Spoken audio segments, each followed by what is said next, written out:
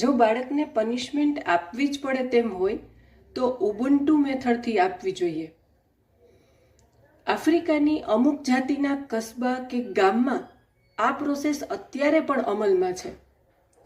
ત્યાં કોઈ બાળક જો કોઈનું અપમાન કરે, ખોટું બોલે, કોઈને મારે કે કોઈ પણ પ્રકારની ભૂલ કરે તો તેને ઉબુન્ટુ પ્રોસેસમાંથી પસાર કરવામાં આવે છે, જેમાં તે બાળકને સરપંચની હાજરીમાં ગામની વચ્ચે ઊભું રાખવામાં આવે અને તેના ખૂબ નજીકના મિત્રો, સગા સંબંધીઓને બોલાવી સર્કલ બનાવી અને 1 by 1 બધા જ તે બાળક વિશેના પોતાના અનુભવોનું વર્ણન કરે.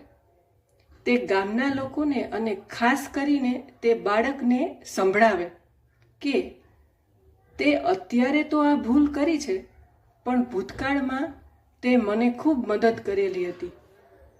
તે તારો નાસ્તો મને ખવડાવ્યો હતો, તું સ્કૂલમાં ખૂબ સારો મોનિટર હતો, તું રમતગમતમાં પણ ખૂબ સારો છો, તારામાં લીડરશિપની સ્કિલ ખૂબ જ સારી છે, અથવા તું ભવિષ્યમાં ખૂબ સારો લોયર બની શકે એમ છો, સારો ડૉક્ટર બની શકે તેમ છો.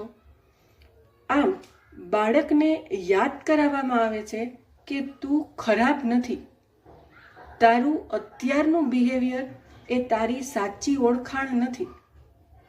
બાળકને તેના સત્કર્મો, તેની સ્કિલ અને તેની ભવિષ્યની સંભાવનાઓની યાદ કરાવી અને તેનામાં આત્મગૌરવ જગાડવામાં આવે છે.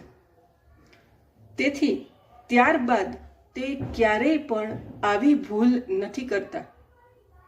આ યુનિવર્સિટી ઓફ પ્રિટોરિયાનું રિસર્ચ છે.